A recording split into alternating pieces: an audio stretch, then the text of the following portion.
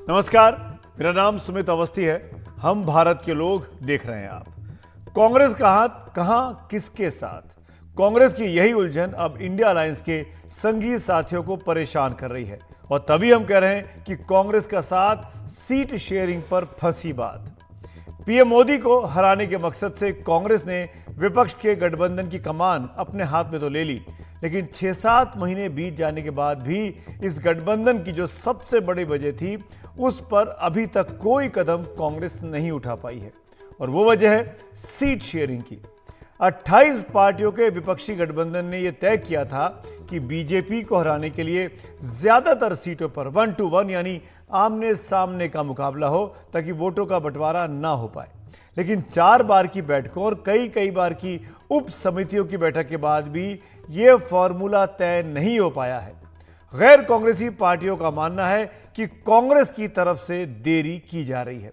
पहले कांग्रेस आलाकमान ने 5 राज्यों के विधानसभा चुनावों को कारण बताया और अब चुनावों के महासमर के 3 महीने पहले पूरी कांग्रेस राहुल गांधी की दूसरी यात्रा भारत जोड़ो न्याय यात्रा में व्यस्त दिख रही है। दरअसल कांग्रेस का फैलाव देश के ज्यादातर राज्यों में है और सीटों पर तालमेल करने में सबसे ज्यादा समझौता उसे ही करना पड़ेगा, इसीलिए उसे सबसे पहले आगे आना होगा। लेकिन कांग्रेस ने 7 महीने बीत जाने के बाद भी इस बारे में कोई ठोस पहल नहीं की। तभी टीएमसी, जेडीयू, आरजेडी, एनसीपी, शिवसेना ने आपस में कांग्रेस के बगैर बात कर सहमति बनाने की प्रक्रिया शुरू की थी। हमारे सहयोगी रौनक कुकड़े ने कल यह जानकारी सूत्रों के हवाले से दी थी कि नीतीश कुमार, उद्धव ठाकरे, अरविंद केजरीवाल, शरद पवार और ममता बनर्जी ने कांग्रेस से अलग होकर आपस में वर्चुअल मीटिंग करने का मन बनाया है कांग्रेस पर दबाव बनाने के लिए। इस खबर के एनडीटीवी इंडिया पर दिखाए जाने के बाद आज पार्टी के अध्यक्ष खड़गे साहब ने तुरंत हाल ही में जो कमेटी बनाई थी अलायंस कमेटी, उसकी बैठक बुला ली है। यह बैठक अभी इस वक्त दिल्ली में चल रही होगी। 5 सदस्यीय अलायंस कमेटी का गठन हाल ही के दिनों में दिसंबर के आखिरी हफ्ते में पार्टी अध्यक्ष ने किया था। इसके मेंबर्स हैं अशोक गहलोत, भूपेश बघेल, सलमान खुर्शीद, मोहन प्रकाश और मुकुल वासनिक इसके संयोजक भी हैं। ये कमेटी सभी राज्य इकाइयों से बात कर अपनी फाइनल रिपोर्ट आज अध्यक्ष मल्लिकार्जुन खड़गे और पूर्व अध्यक्ष राहुल गांधी को सौंप रही है। हमारे पास कुछ जानकारी है जो इस कमेटी ने तैयार की है। इस कमेटी की सिफारिशों के मुताबिक 8 राज्यों में कांग्रेस पार्टी समझौता करने का मन बना रही है और ये 8 राज्य कौन से हैं, बारी बारी से मैं आपको भारत के मैप पर दिखाने की कोशिश करता हूं। उत्तर प्रदेश में 80 सीटें हैं। यहां पर गठबंधन समाजवादी पार्टी और राष्ट्रीय लोकदल के साथ होना है। समाजवादी पार्टी बड़ी पार्टी है, वो तय करेगी किसके खाते में कितनी सीटें आएंगी। महाराष्ट्र में 48 सीटें, यहां पे शरद पवार और उद्धव ठाकरे गुट के साथ समझौता होना है। तीसरा बड़ा राज्य है बंगाल, जहां पर 42 अगली सीटें, जहां पर तृणमूल कांग्रेस के साथ समझौता होना है।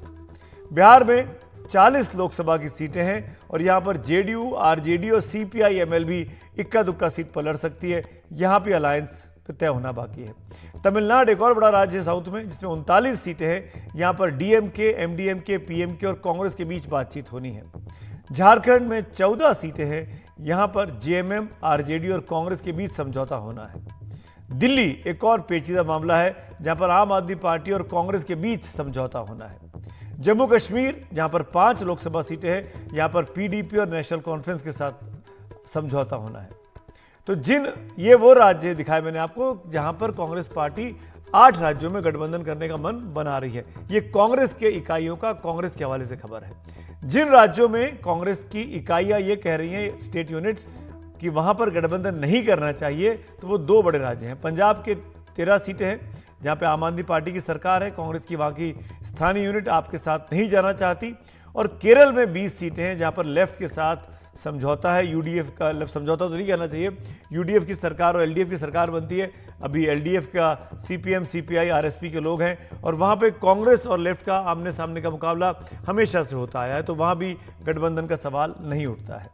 यानी अगर मैं बांटूं तो 543 में से लगभग 50% सीटें यानी 275 सीटें ऐसी हैं जहां पर कांग्रेस अपने सहयोगियों के साथ सीटों पर शेयरिंग करने का मन बना रही है, और लगभग 50% सीटें ऐसी हैं यानी 270 के आसपास जहां पर कांग्रेस पार्टी सीधे मुकाबले में उतर सकती है।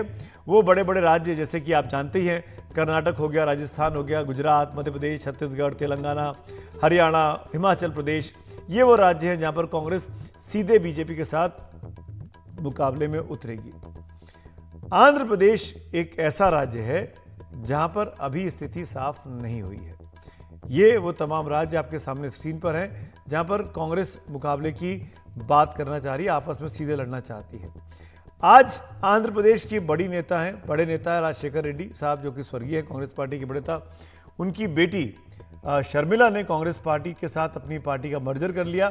तो अभी आंध्र प्रदेश में टीडीपी के साथ भी बातचीत की बात आ रही है, वो रास्ता क्लियर नहीं हुआ है। मेरे साथ इस मुद्दे पर आज बात करने के लिए 3 खास मेहमान हैं। माफ करिएगा, मनोरंजन भारती हमारे मैनेजिंग एडिटर हमारे साथ हैं, स्वागत है आपका। निश्चित रूप से यहाँ पर जो बात कर रहे थे सुमित कि किस ढंग से गठबंधन होगा, तो अब कांग्रेस के पास दिक्कत ये है कि वो अपने उन सहयोगी दलों के साथ कैसे तालमेल बिठाएगी, क्योंकि ममता बनर्जी ने तो कह दिया है कि 31 तारीख का डेडलाइन था, वो खत्म हो गया है। अब जो है वहाँ पर कैसे सीट शेयरिंग होगी। जैसे कि सुमित ने ये भी कहा कि जितने भी घटक दल हैं कांग्रेस के, इंडिया अलायंस के, उन्होंने एक अपनी मीटिंग करने की बात कही, और जब ये धमकी दिया, जब फ़ोन कॉल जाने शुरू हुए, उद्धव ठाकरे और नीतीश कुमार की बातचीत हुई, ममता बनर्जी की बात हुई, उसके बाद जो है कांग्रेस ने आनन फानन में ये आज की मीटिंग जो है वो बुलाई है। तो वो अब देखना है कि कांग्रेस जो है उनका रास्ता कैसे आगे बढ़ता है। वर्मा साहब, आपसे शुरू करता हूँ, आप बताएं कितनी राह मुश्किल देख रहे हैं ये इंडिया गठबंधन के लिए, अन्य राज्यों में अन्य पार्टियों के साथ गठबंधन करने में? देखिए, गठबंधन का कोई आधार होना चाहिए। गठबंधन में कोई प्रॉब्लम नहीं है, गठबंधन लोकतंत्र में परमिटेड है, लेकिन गठबंधन का कोई आधार होना चाहिए। और गठबंधन के 2 प्रमुख आधार माने गए हैं। एक तो ये कि यदि आपका वैचारिक साम्य है, अर्थात विचारधारा आपकी मेल खाती है, तो आप गठबंधन में जाइए, जनता उसको स्वीकार कर लेती है।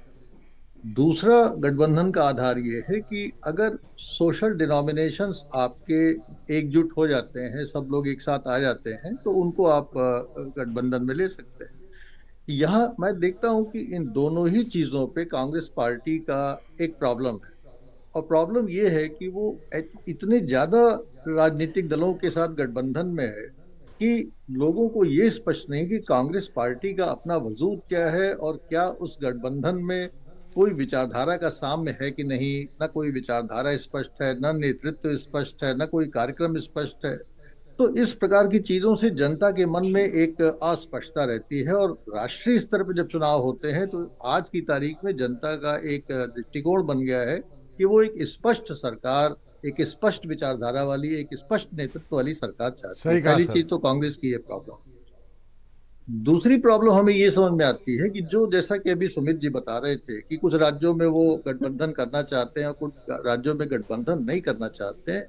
तो ये इस प्रकार की ये कोई खेल नहीं है राजनीति में कि कहीं आप हमसे लड़ रहे हैं और कहीं आप हमसे नहीं लड़ रहे हैं। जनता के मन में एक अजीब संकेत जाता है कि भाई ये जब मान लीजिए ये जीत भी गए तो ये करेंगे क्या। कुछ राज्यों में लड़ रहे हैं। अब जैसे उत्तर प्रदेश का अगर केस लें तो उत्तर प्रदेश में एक बड़ी समस्या है, वो पार्टी जो कि एंटी कांग्रेसिज्म पे ही जन्म ली, समाजवादी पार्टी। इसके साथ तृणमूल कांग्रेस है, जो कांग्रेस के अलग होके उन्होंने वो किया। इसी प्रकार से आम आदमी पार्टी है जो कि अब दिल्ली और पंजाब में बिल्कुल एक प्रकार से उसका बहुत अच्छा वर्चस्व स्थापित हो गया। तो ये जो आप चीजें देख रहे हैं ये सारे लोग गठबंधन में है। तो आप कहें कि साहब हम फला जगह इनसे लड़ेंगे और फला जगह हम इनसे नहीं लड़ेंगे, सही कह रहे हैं आप। तो अच्छा सिग्नल नहीं जाता है जनता के पास। तो वर्मा सर हमारे साथ आरजेडी के प्रवक्ता भी हैं, उन्हीं से पूछ लेते हैं। नवल किशोर जी, ये बात तो हम सबको मालूम है कि कांग्रेस की निष्क्रियता से आप सब लोग परेशान हैं। ये पहले कांग्रेस ने कहा कि हम विधानसभा चुनाव में बिजी हैं, अभी तक कोई गठबंधन सीट शेयरिंग की बातचीत नहीं हुई। तो कांग्रेस का जो निष्क्रियता है वो उसने फोर्स किया कि जो बाकी इंडिया गठबंधन के घटक दल हैं वो उन्होंने आपस में बात करना शुरू कर दिया। देखिए मनोरंजन जी, सबसे पहले तो ये बात देखनी चाहिए कि पहले तो इस तरह की बात कही जाती थी अगस्त 2022 से पहले या उसके जस्ट बाद कि ये सब एक साथ बैठेंगे कैसे। तो इतने समय में ये संभव हुआ है कि हर एक दल, ये सही बात है कि एक राष्ट्रीय दल है और उनके साथ में जितने भी दल हैं वो अपने राज्य में बहुत मजबूत और बहुत दिनों से कायम है। वो मुद्दे उनके भी स्पष्ट हैं, उनके मुद्दे भी स्पष्ट हैं, उनके वैचारिकी भी स्पष्ट हैं और वो किस बात के लिए खड़े रहते हैं वो भी स्पष्ट है। वो चाहे आरजेडी जेडीयू गठबंधन है यहाँ पर बिहार में या झारखंड में या वेस्ट, कहीं भी जहाँ पर भी देखें तो ये तो संभव हुआ है। और मैं अभी सुन रहा था कि जो दो बेस सर ने बताया कि आइडियोलॉजी और सोशल फैब्रिक लगभग एक समान होनी चाहिए तभी हो सकता है, लेकिन एक तीसरी भी है जो कि कम से कम 3 बार गठबंधन को साथ लाया है, वो 1977 हो या 1989 हो या 2004 हो।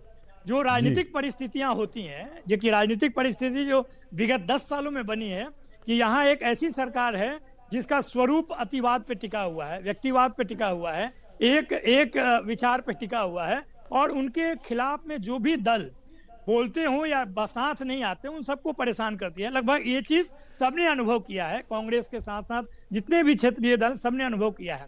तो ये और उसके साथ साथ पिछले 10 साल में जो उन्होंने वायदे किए हैं उस पर वो बहुत कम टिके हैं। तो ये जो राजनीतिक परिस्थिति है उस पे इकट्ठा होने का प्रयास हुआ है और अभी ये तय मुद्दे पे एक हो गए हैं। जहां तक सीट शेयरिंग की बात है, आप लगता है कुछ बोलना चाहते हैं मनोरंजन जी? जी नहीं, आप जल्दी से खत्म करें।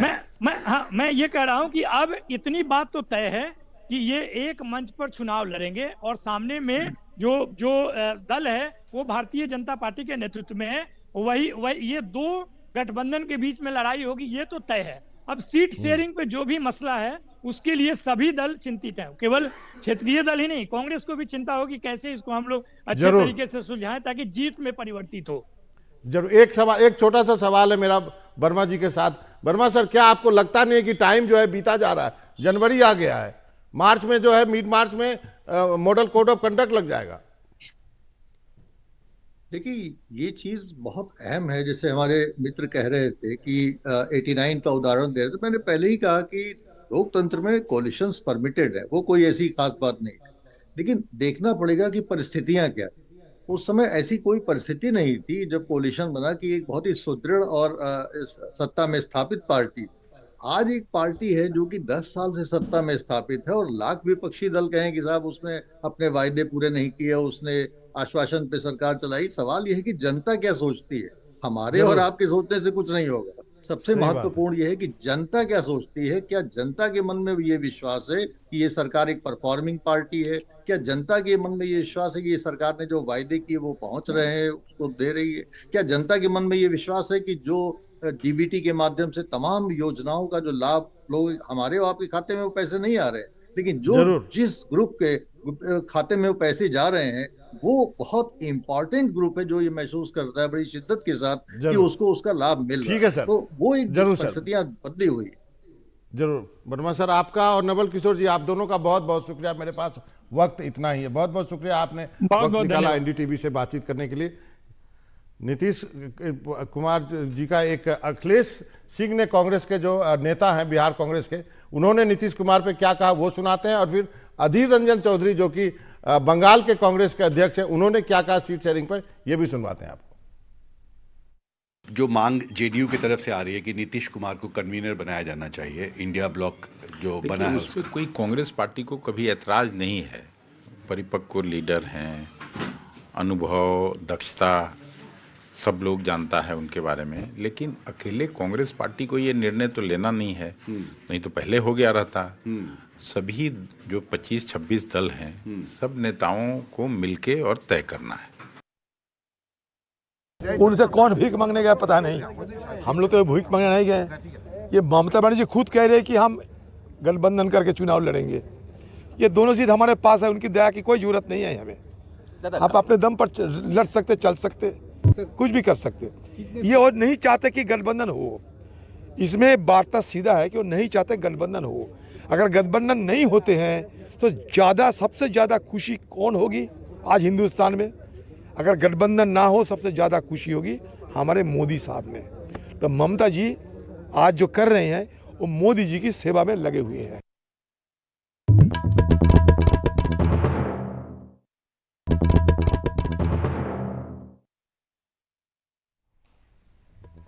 और आइए अब देखते हैं वीडियो ऑफ द डे। आज प्रधानमंत्री के लक्षद्वीप यात्रा की कुछ तस्वीरें उन्होंने ट्वीट की हैं, सोशल मीडिया प्लेटफॉर्म एक्स पे डाली हैं। ये तस्वीर बहुत ही अद्भुत है। लक्षद्वीप के समुद्र में उन्होंने स्नॉर्कलिंग की, समुद्र के भीतर जाकर समुद्री दुनिया को देखा, समझा। और ये अमूमन ऐसी तस्वीरें प्रधानमंत्री की नहीं देखने को मिलती है।